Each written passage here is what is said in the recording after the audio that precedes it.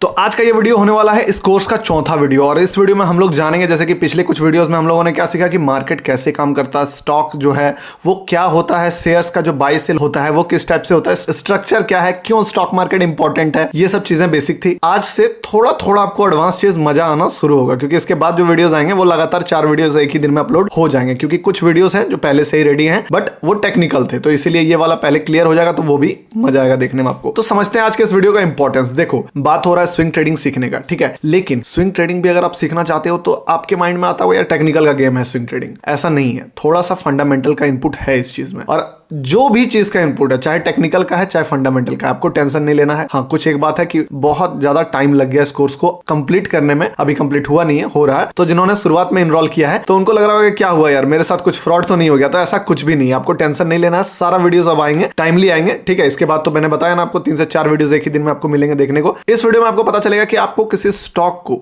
Analysis कैसे करना है कि ये स्टॉक अच्छा है ट्रेडिंग करने के लिए या इस स्टॉक को इग्नोर कर दें, ठीक है। क्योंकि देखो अभी हम लोग स्विंग ट्रेडिंग करेंगे, हम लोग सिर्फ एक तरह का स्विंग ट्रेड नहीं करने वाले हैं कि सिर्फ 2-3 दिन वाला ट्रेड के आज लिए 2 से 3 दिन में निकल गए। हम लोग BTST भी देखेंगे कि आज खरीदें, कल गैप अप खुलने वाला स्टॉक होता है, कल गैप डाउन खुलने वाला स्टॉक होता है, वो कैसे डिफाइन करेंगे, वो कैसे फाइंड आउट करके उसका फायदा उठाएंगे। दूसरा, हम लोग वो स्टॉक्स देखेंगे जिसमें आज एंट्री बना के 8 दिन 10 दिन वाला ट्रेड लें और अच्छा प्रॉफिट राइड करें, वो देखेंगे। और तीसरा, हम लोग एक लॉन्ग टर्म वाला भी देखेंगे कि अगर एक बार मस्त एंट्री मिल जाए उसमें तो फिर उसको महीनों तक राइड किया जा सके, 50% 100% इवन जो स्टॉक का प्राइस है कई बार आपको डबल होते भी दिखेगा। तो ये सारे मेथड्स एक एक करके जो है हम लोग जानेंगे, लेकिन सबका जो बेस होता है ना, हर चीज को देखो, एडवांस पॉइंट क्या बोला मैंने, सीखने के लिए बेस स्ट्रांग होना चाहिए। तो इस वीडियो में आपको बताऊंगा कि फंडामेंटली आप एक कंपनी को कैसे जस्टिफाई करते हो, क्योंकि शुरुआत में मेरे साथ ये प्रॉब्लम होता था जब मैंने स्टार्ट किया था स्विंग ट्रेडिंग या ट्रेडिंग जो भी बोल लो, तो खासकर स्विंग ट्रेडिंग का बात कर रहे हैं। तो ऐसा होता था, मैं अपने माइंड से देख रहा हूं एक स्टॉक को, चलो ठीक है 2000 का स्टॉक है, गिर के हो गया 1800, मुझे लगने लगा कि ये सस्ता हो गया, ठीक है। एक चीज देखो मैं बताता हूं, बहुत पहले, ठीक है, बहुत सारे वीडियोस मैंने भी देखे इंटरनेट पे, कुछ लोग हैं जो पूरा टेक्निकल करते हैं, कुछ लोग हैं जो बोलते हैं कि फंडामेंटल ही सबसे मेन चीज है, बाकी सारे चीज गार्बेज है, टेक्निकल का कोई काम ही नहीं है। ऐसा नहीं है, जो भी लोग आपको बताते हैं वो अपने माइंड से ही बताते हैं, मैं जो बता रहा हूं वो भी अपने माइंड से बता रहा हूं, बट एक्सपीरियंस ये है जो कि मेरे लिए सच है और आपके लिए भी सच हो जाएगा कि फंडामेंटल एनालिसिस जब आप करोगे तो आपको ये पता चलेगा कि क्या बाय करना है, लेकिन टेक्निकल एनालिसिस आपको ये बताएगा कि कब बाय करना है, ठीक है, या क्या सेल करना है, ये बताएगा कब सेल करना है। एंट्री फंडामेंटल नहीं दे पाएगा, एंट्री आपको टेक्निकल देगा, किस चीज पे करना है वो फंडामेंटल दे पाएगा। अदरवाइज क्या होगा ना, मैं बताता हूं, अच्छा से अच्छा स्टॉक में भी अगर आप टेक्निकली छोड़ के फंडामेंटल अप्रोच करके घुसोगे तो अच्छे से अच्छे स्टॉक में आप टॉप पे खरीद लोगे। मान लो HDFC बैंक टॉप पे खरीद लिया, 3 महीने 6 महीने साल भर आपने वेट किया, स्टॉक आपके प्राइस तक जाएगा ही नहीं और आप उस ट्रेड में लूज करोगे, सबसे बेस्ट कंपनी में भी लूज करोगे। और ऐसा भी है कि दुनिया का सबसे जो घटिया कंपनी है ना, हाँ, डेली लोअर सर्किट नहीं लगना चाहिए,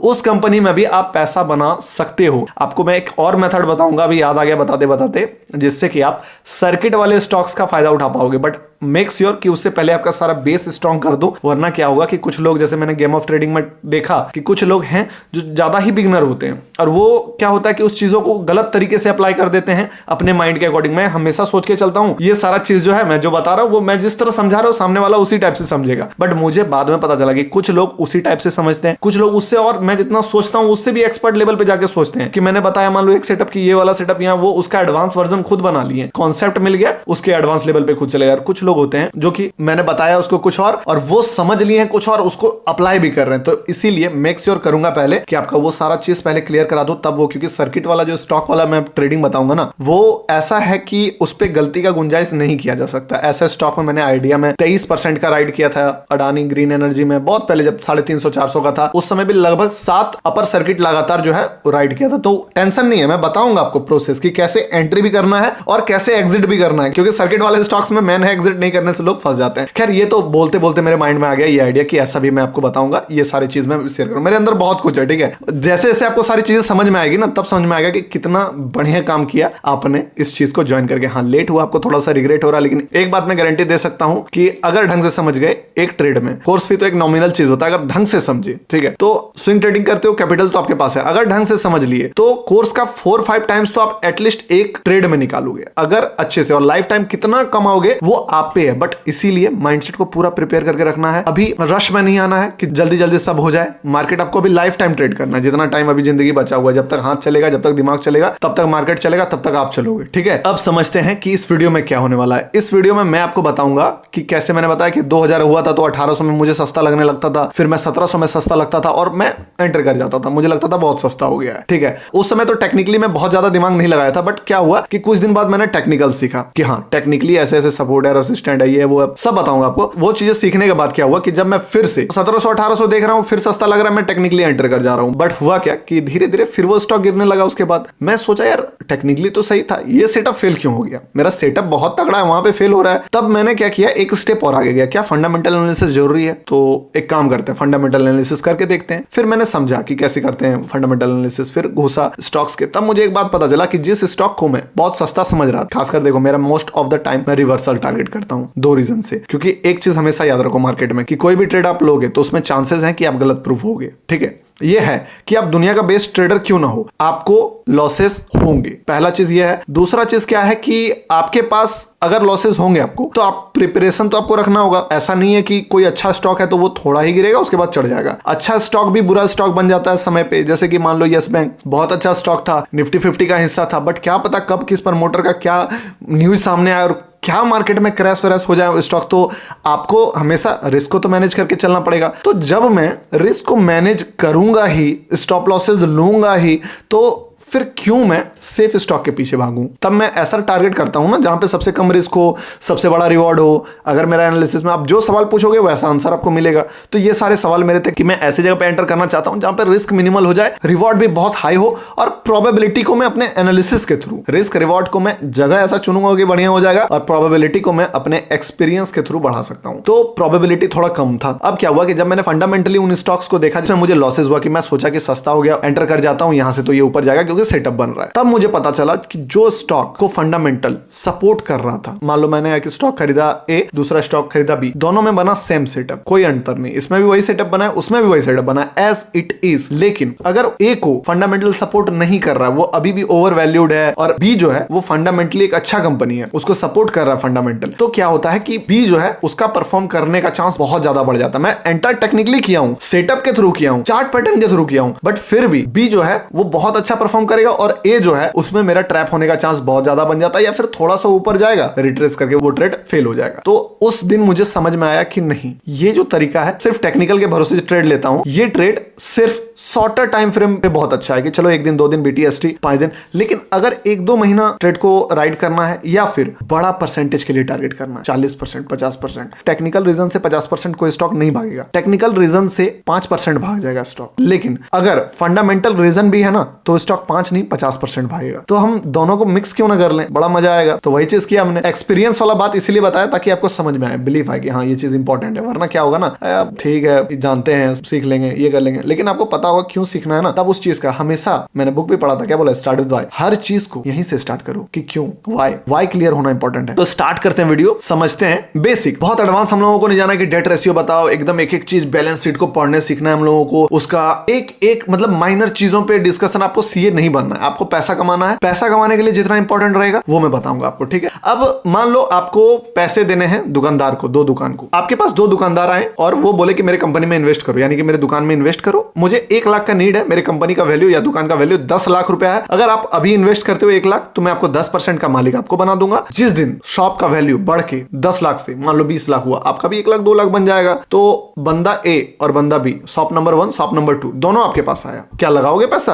आपने बोला एक काम करो, डायरेक्टली तुम्हें पैसा लगा नहीं सकता हूं ना, अब कोई आपके पास आएगा, तो अगर आप मान लो रैंडमली पैसा दोगे, आपसे कोई उधार ही लेने आया, आपने जांचा परखा नहीं, एक बैंक भी आपको लोन देने से पहले आपका क्रेडिट स्कोर देखता है कि क्या है, आपका फाइनेंशियल पूरा हिस्ट्री देखेगा, तब लोन देगा, ठीक है ना, कि क्या करते हो, कैसे करते हो, सब चीज जानेगा, बिजनेस प्लान दो, हर चीज बताओ, सब जगह पैसा लगाएगा। अगर कोई बढ़िया बंदा होगा तो चाहे वो दुकान में लगाए, म्यूचुअल फंड में लगाए, शेयर में लगाए, कहीं भी पैसा लगाएगा, पहले वो रिसर्च करेगा ना कि क्या मैं जो अपने तरीके से समझ पाता हूं, एनालिसिस कर पाता हूं, उस चीज को करूंगा, मुझे बढ़िया लगेगा जो चीज, तब मैं करूंगा। क्योंकि ऑप्शन आपके पास बहुत सारे हैं, 6000 कंपनी है, किस कंपनी में पैसा लगाएं, कैसे पता चलेगा? यही एनालिसिस करके। दूसरी चीज, अगर कोई रैंडमली करता है तो उसको रिजल्ट ऐसे भी नहीं मिलता। तो मैंने क्या बताया था कि टेक्निकली एंटर करेंगे, बट फंडामेंटली हम लोग को तो पता रहेगा कि किस कंपनी में क्या करना है हम लोग को। तो चलो, अब मान लो शॉप नंबर 1, शॉप नंबर 2 दोनों आपके पास आए हैं कि पैसा लगाओ, ये अपॉर्चुनिटी है। तो आपने बोला एक काम करो, मुझे पूरा डिटेल चाहिए, तुम्हारी दुकान का जन्म कुंडली दो, ठीक है, हर चीज, तभी मैं देखूंगा, मुझे लगेगा तो मैं पैसा डालूंगा। तो उन्होंने बोला ठीक है, क्या क्या चाहिए आपको? आपने बोला आप ये बताओ कि कितना का माल दुकान में अभी करंट पड़ा हुआ है, इन्वेंट्री। उन्होंने बोला 2 लाख का माल अभी रखा हुआ है। मान लो कपड़े की दुकान है तो 2 लाख का कपड़ा का माल रखा हुआ है, या मान लो उसका दुकान फोन्स का है, फोन इलेक्ट्रॉनिक्स का है, तो उसके 2 लाख का सामान उसके दुकान में एट अ टाइम मौजूद है, इन्वेंट्री बोलते हैं उसको। अब ये बताओ कितना पैसा तुम्हारा मार्केट में उधारी है जो कि कस्टमर्स लिया है, तुमको मिलने वाला है। उन्होंने बोला कि 1.5 लाख रुपया जो है मार्केट में फंसा हुआ है। बोला अच्छा सही है। ये बताओ कि दुकान खोला होगा जब तुमको खर्चा तो लगा होगा ना, कि फर्नीचर बनाए, इन्वर्टर खरीदें, एसी लगवाएं, इलेक्ट्रिसिटी, तुमने मतलब इन्वेस्ट किया है पैसा, फिक्स एसेट, वो कितने का है? तो बोला 3 का है, बट अभी इसका वैल्यू मान के चलिए 2 लाख, मतलब 2 लाख का सामान उसके दुकान में है, फिक्स एसेट, और इन्वेंट्री जो है वो लगभग संपत्ति बोल सकते हैं इसको, एसेट 2 लाख का है। ये बताऊंगा फाइनेंशियल टर्म में इसका अलग लैंग्वेज है। देखो लैंग्वेज सुनने से हम लोगों को क्या मतलब है, हम लोगों को मतलब है काम हो जाए बस। काम कैसे होगा मैं बताऊंगा, मतलब पैसा कमाना है, पैसा कमाने सीखेंगे, उसके लिए जो जो सीखना पड़े वो सब सीखेंगे। तो ये चीज हो गया। अब बताया कि अच्छा एक बात बताओ, ये सब तो ठीक है, कर्जा तो लिए होगे ना, दुकान कैसे खोले तुमने? सारा पैसा अपना डाला, किसी से लिया या क्या किया? बैंक में कितना लोन है? लोन तो भैया 2 लाख का लोन है। इससे जब पूछे शॉप नंबर 1 से, सारा चीज सेम था इसका भी, बट ये बताया कि लोन 5 लाख का है इसके सर पे। ये बताओ कि तुमसे कितना आदमी पाता है, क्योंकि तुम जहां से माल उठाते हो, मान लो तुम्हारा एसी, कूलर, फ्रिज, रेफ्रिजरेटर, तुम भी तो कहीं से माल उठाते होगे, तो वो तो आपको उधारी में माल दे रहा है या कैश में ले रहा है आप पता नहीं, बट अगर उधारी में दे रहा है या तुमको किसी को देना है तो वो तो बताना होगा ना तुमको, तुम्हारे सर पे कितना लायबिलिटी है। तो बताया कि 2 लाख अभी लायबिलिटी चल रहा है, माल देना है दूसरे को, माल का पैसा दिया नहीं है, माल ले लिया है, बेच दिया है, बट उसका जो पेमेंट है वो नहीं किया, वो ड्यूज है 2 लाख का। बोला अच्छा ठीक। आपने उनसे पूछा कि ये बताओ कितना मंथली बनता है पैसा? बोला पैसा तो 2 लाख बन जाता है। इसने भी बताया 1.5 लाख बन जाता है। आपने बोला वो तो समझ रहा हूँ कि 2 लाख बनता है, बट इसमें खर्चा भी तो है, बिजली बिल है, रेंट है, स्टाफ रखे होगे, खुद का भी आना जाना खर्चा, सब चीज बात करके नेट टू नेट जेब में कितना आता है? बोला 50,000 आता है जेब में। इन्होंने भी बोला 50,000 आता है। अब देखो एक कंपनी को अगर आप दूर से देखोगे क्या दिखेगा कि 10 लाख इस दुकान का भी वैल्यू है, 10 लाख इस दुकान का भी वैल्यू है, 50,000 मंथली ये भी कमा रहा है या 50,000 मंथली ये भी कमा रहा है, चलो ये 60,000 ही बोल दे कमा रहा है, ठीक है। तो अगर आपको एनालिसिस करना नहीं आएगा ना, तो आप बाहर से देखोगे तो क्या दिखेगा, ये भी बढ़िया कौन है, बढ़िया ये है। क्यों? 10 लाख का दुकान तो ये भी मिल रहा है, 10 लाख में ये भी मिल रहा है, बट ये महीने का 60,000 कमा रहा है। अगर आप डीपली जाओगे तो आपको ये भी पता चलेगा 5 लाख का लोन है भैया इसके सर पे, लायबिलिटी है, इसका इंटरेस्ट भी देने में खर्च लग रहा है, कभी अगर खुदा ना खास्ता थोड़ा मार्केट डाउन हुआ, इसका हालत खराब होने वाला है, ये इसका लोन छोटा है, ये तो जल्दी चुका पाएगा ना उससे। कहते हैं ना कि हमेशा मार्केट तो एक जैसा नहीं रहता है, मार्केट कभी ऊपर कभी नीचे, जैसे स्टॉक मार्केट होता है, कभी बुल्स कभी बियर्स, कभी ऐसे ऑफलाइन मार्केट भी है। तो इस हिसाब से आपको ये कंपनी ज्यादा बेस्ट लगेगा, बट बाहर से देखोगे बिना रिसर्च बिना एनालिसिस का तो ये कंपनी ज्यादा बेस्ट लगेगा। बट यही चीज को स्टॉक मार्केट में, अब यही चीज को हम लोग फाइनेंशियली सीखेंगे कैसे करना है मार्केट में। बहुत ज्यादा कॉम्प्लेक्स चीजें नहीं बताऊंगा, पहले बता दे रहा हूं, क्योंकि सीखने का मकसद ये है पैसा कमा सके। पैसा कमाने के लिए डीप में जाने का इस चीज का तो जरूरत नहीं है, जिस चीज का डीप में जाना है उस चीज का डीप में जाएंगे, बट इस चीज का जितना जाना है उतना ही डीप में जाएंगे, ठीक है। उसके बाद अगर आपको डीप में जाना हो तो आप इस पे जाओ डीप में, कोई दिक्कत नहीं है, नॉलेज खराब चीज नहीं होता है, बट ज्यादा नॉलेज भी दिक्कत होता है, इसीलिए डीप में जाओ। जितना अगर आपको सीखने के लिए जाना है ना तो जाओ डीप में आप। अब ऐसा है कि आपने ये चीज तो समझ गया कि अच्छा ये सारा चीज है। अब स्टॉक में ये चीज करके आप ढूंढ सकते हो, अभी 2 स्टॉक है आपके पास, ठीक है ना, दोनों में सेम सिचुएशन है। ट्रेड कौन सा लेंगे हम लोग? ये वाला ट्रेड लेंगे, इसीलिए ये सेटअप देख रहे हैं। चलिए स्टार्ट कर। ये सब जो वर्ड मैंने बोला ना, 2 लाख कर्जा, उधारी, समझ लो लोन वगैरह, ये हम लोगों ने लोकल लैंग्वेज में बात किया, ठीक है। बट इस चीज को फाइनेंशियली में हर चीज का एक एक वर्ड है, हालांकि वर्ड जानना आपको बहुत इंपॉर्टेंट नहीं है। जैसे कि गेम ऑफ ट्रेडिंग में मैंने क्या बताया कि कैंडल का नाम पता होना इंपॉर्टेंट नहीं है, कि कैंडल बुलिस हरामी है या इन्वर्टेड डोजी है या पिन बार है। आपको जानना जरूरी है कि वो कैंडल बोल रहा है क्या, वो कैंडल का स्टोरी क्या है, वो कैंडल के पीछे का साइकोलॉजी क्या है, ये चीज जानना ज्यादा इंपॉर्टेंट है। लोग रट तो लिए, नाम तो पता है उनको कि ये कैंडल को बोलते हैं पिन बार, बट क्या पिन बार, वो जहां पे बना है उसका क्या वहां पे रोल है, वो चीज जानना ज्यादा इंपॉर्टेंट है। तो वही चीज है, नाम से मतलब नहीं है। स्टार्ट करते हैं यहीं से, भारतीय एयरटेल करके एक कंपनी है, स्टार्ट कर देते हैं इसका एनालिसिस में हम लोग अब समझते हैं। अभी जैसे कि क्या खुला है, टिकर टेप, आप जहां चाहो वहां से देख सकते हो। ग्रो का ऐप है आपके मोबाइल में, उसमें भी फंडामेंटल दिखता है, अब स्टॉक्स में भी दिखता है, शायद जीरोधा में भी अगर टिकर टेप पे ही लेके जाता है। कोई इसके लिए प्रीमियम कुछ भी देने का जरूरत नहीं है। गूगल में भी सर्च करोगे मिल जाएगा, मनी कंट्रोल में भी देखोगे वहां भी दिख जाएगा। बस देखना क्या है ये इंपॉर्टेंट है, कहां देखना है ये इंपॉर्टेंट नहीं है। हम लोग क्या देख रहे हैं कि देखना क्या है। अब यहां से स्टार्ट होता है कुछ चीजें। अब देखो, अब ये जो चीजें हैं ये है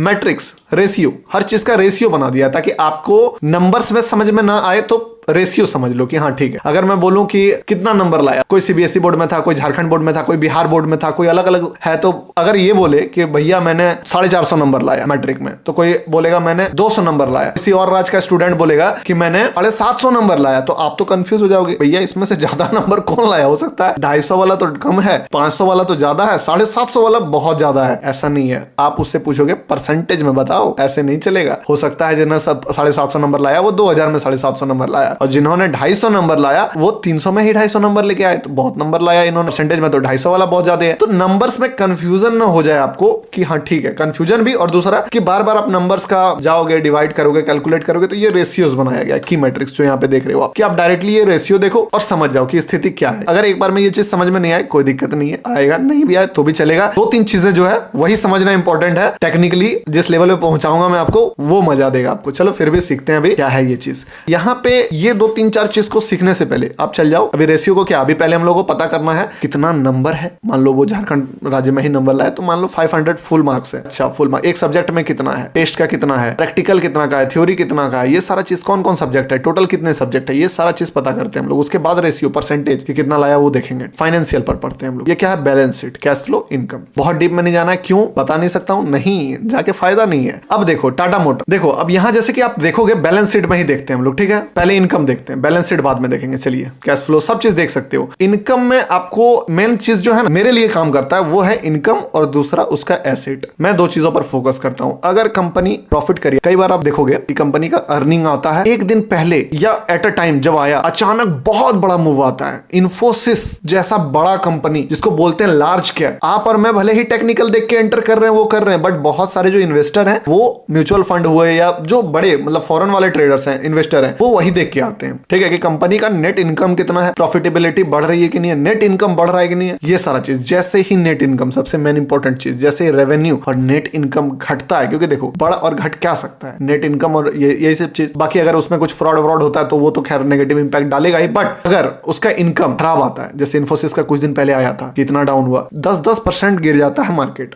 ग्लैंड फार्मा पहले से ही दिखना शुरू हो गया कि धीरे धीरे एज एक्सपेक्टेड कि हाँ कुछ तो बुरा न्यूज आने वाला है, और ग्लैंड फार्मा का जब बुरा न्यूज किया था 70% प्रॉफिट, लगभग 60 कुछ परसेंट डिक्लाइन हुआ था। ईयर ऑन ईयर था या क्वार्टरली था पता नहीं, देख लूंगा अभी। 30 से 35% मार्केट करेक्ट कर गया उस जगह से। ऐसा होता है, क्यों होता है? कि यही सब देख के बड़े इन्वेस्टर एंटर करते हैं या फिर एग्जिट करते हैं। किसी भी कंपनी का अगर इनकम घटता है ना, नो मैटर कितना प्राइस, वो वेट नहीं करते कि रिट्रेसमेंट आ जाए, क्योंकि वही तो रिट्रेसमेंट लाएगा, और कौन लाएगा? उसी के पास तो शेयर है जो ऊपर नीचे कर सकता है। तो वो अगर होप में बैठेंगे दूसरे के, बड़े प्लेयर वेट नहीं कर सकते कि इसमें कोई और इसको ऊपर लेके जाए तब हम एग्जिट करें। आप लोग होप कर सकते हो, आप लोग फियर कर सकते हो, आप लोग ग्रीड कर सकते हो, लालच में आ सकते हो, लेकिन जो बहुत बड़े इंस्टीट्यूशनल इन्वेस्टर हैं वो ना ग्रीड कर सकते हैं, ना फियर कर सकते हैं, ना होप कर सकते हैं। वो प्रैक्टिकली अच्छा है कंपनी, इनकम बढ़िया है तो उसमें इन्वेस्टेड रहेंगे। जिस दिन कंपनी पलटी मारा निकल जाएगा। लॉरस लैब ने 400% का एक बार देखा था मैंने कि प्रॉफिट शो किया था कि इस कंपनी को 400% का प्रॉफिट हुआ। मतलब पिछले साल अगर मान लो 10 करोड़ बनाया तो इस साल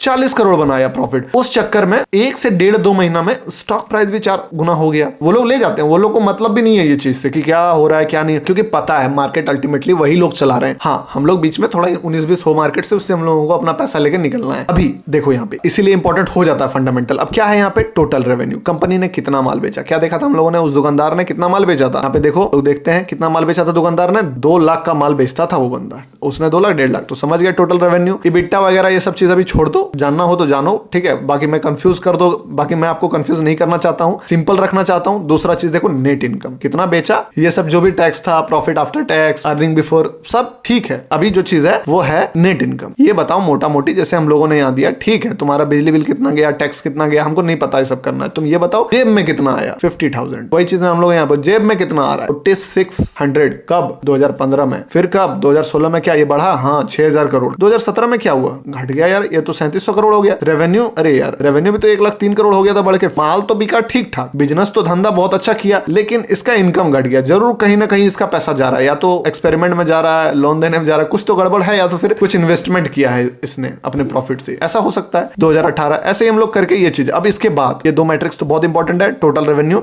माल कितना का बेचा, जेब में कितना पैसा आया। तीसरा चीज क्या है? Earning per share. अब यहां से समझो कि जो भी आप शेयर खरीद रहे हो, अभी कौन सा शेयर है ये? भारतीय एयरटेल। एक शेयर का प्राइस है 866 रुपया। तो अगर मैं ₹466 में एक शेयर खरीदता हूं इस कंपनी का, तो एक शेयर पे कंपनी ने कितना कमाया। जैसे कि आप कितना उसमें इन्वेस्ट करने वाले थे, 10 लाख के कंपनी में आप कितना इन्वेस्ट करने वाले थे, 1 लाख रुपए। तो मान लो उस कंपनी का एक शेयर का रेट होता है 1000 डिवाइडेड इंटू 1000 उसका प्राइस रख दिया उसने, तो टोटल कितना हो गया 10 लाख। इससे वो 10 लाख को जस्टिफाई किया, हाँ 10 लाख को मैंने 1000 टुकड़ों में बांटा, एक 1000 का, तो टोटल 10 लाख होता है। तो एक शेयर का रेट कितना निकला 10 लाख रुपीज। अब उस दुकानदार ने प्रॉफिट कितना किया था सारा चीज करके 50 रुपीज का, तो एक शेयर पे 50 रुपीज का प्रॉफिट उस दुकानदार ने करा है। तो उसी तरह अगर आप भारतीय एयरटेल का एक शेयर आपके पास है, तो एक शेयर में कंपनी ने कमाया है 10 रुपए 42 पैसे इस साल में, फिर 2000 इतना में इतना कमाया है, 17 में 8.77 कमाया है, 2018 में 2.48 रुपीज कमाया है। ऐसा क्यों हुआ था पता है? 2018 जियो के कारण, क्योंकि बहुत मार्केट, फिर वहां से पूरा मार्केट बदल गया। देखो कहां तक लेके चला गया, देखो फंडामेंटली यार भाई लॉस में लेके चला गया कंपनी को। भारतीय एयरटेल का हम लोग एनालिसिस कर रहे हैं, ऐसे रैंडमली उठाया था, बट देखो कैसे समझ में आता है वो चीज। जियो से पहले क्या स्थिति था इसका, मस्त कंपनी कमा रही थी, ठीक है, अब चीज बढ़ रहा था। देखो आप देखोगे ना रेवेन्यू इसका हमको लगता है डिक्लाइन, हाँ डिक्लाइन हुआ, रेवेन्यू डिक्लाइन होने लगा जियो के आ जाने से। क्यों मार्केट नहीं भागा, कितना टाइम पास किया, शेयर देख के नहीं समझना होता बिजनेस में कैसे बदलाव हो रहा है। यहाँ देखो बेचारे का 13 रुपए का इनकम जो पहुंच गया था 2016 में, वो पर शेयर 8 रुपीज पे आ गया, 2 रुपीज पे आ गया, 0.92 पे आ गया। और ये क्या भैया, ये तो 64 रुपया माइनस में चला गया, यानी कि कंपनी लॉस किया है उस साल। कितना लॉस किया था, नेट लॉस। बिजनेस तो भले 91,000 करोड़ का कर दिया, बट इन्वेस्टमेंट वगैरह बहुत सारा करना पड़ा होगा 5G के लेवल पे पहुंचने के लिए, ताकि जियो से कंपीट कर सके, जिसके कारण नेट इनकम उसका लॉस में चला गया। 32,000 करोड़ का लॉस किया, तो पर शेयर पे आपको लॉस बेयर करना होगा। अगर ये दुकानदार, मान लो कि बगल वाला दुकानदार जो था, वो दुकानदार कोई ऐसा मशीन या कुछ ऐसा ले आता है जिससे कि इसका गेम बजा दिया, ठीक है, अब इसका माल ही नहीं बिक रहा है, तो अब क्या करेगा, ये भी कमा के कुछ तो इसको दिमाग लगाना होगा। मान लो इसने एकदम रोड पे जाके दुकान खोला, एकदम मेन मार्केट में, ठीक है, पूरा लाइट वाइट लगा दिया, एकदम चमका दिया, एकदम ये दुकान अब सबको घुसने लगा, ये दुकान छोड़ दिया जाने, तो क्या करेगा, ये दुकान माइनस में जाएगा, इसका दुकान का शेयर प्राइस माइनस में चलने लगेगा, ठीक है। आपको हर दिन ये दुकान एक नया लो बनाते दिखेगा, बट आप क्या देखोगे कि बट ये दुकानदार भी तो कुछ करेगा ना, तो इसका रेवेन्यू मान लो 2 लाख से घट के 1.5 लाख हुआ, बट 1.5 लाख का धंधा चल रहा है, पर ये देख रहा है कि ये धीरे धीरे भैया इसका 2 लाख से 2.5 लाख 3 लाख मार्केट में कंपटीशन बढ़ रहा है, तो ये क्या करेगा, ये भी खर्च करेगा कि चलो हम भी लाइट लगाते हैं, चमकाते हैं दुकान को, झक्कास करेंगे, तब ना कंपीट कर पाएंगे, नहीं तो वरना मार्केट से बाहर हो जाएंगे। तो सेम चीज यहाँ पे हुआ, हालांकि ये थोड़ा अलग सेशन हो जाएगा, बट चलो मजा आ रहा है, ठीक है, आप भी सीखोगे। 64 चल गया अर्निंग पर शेयर, एक शेयर पे लॉस बुक किया है कंपनी ने। एडवांस जब सीखोगे कभी, तो आपको समझ में आएगा कि लॉस वाला कंपनी आपको देखना होगा कि क्यों लॉस हो रहा है, उसके पीछे क्या रीजन है। अगर वो लॉसेस हो रहा है अभी ताकि फ्यूचर में प्रॉफिट हो सके, तब तो खैर ठीक है, वरना अगर लॉसेस हो रहा है क्योंकि कुछ है ही नहीं, मार्केट खत्म हो रहा है, उसका समय बीत रहा है उसका, तब भैया रेड फ्लैग है, उससे भागो।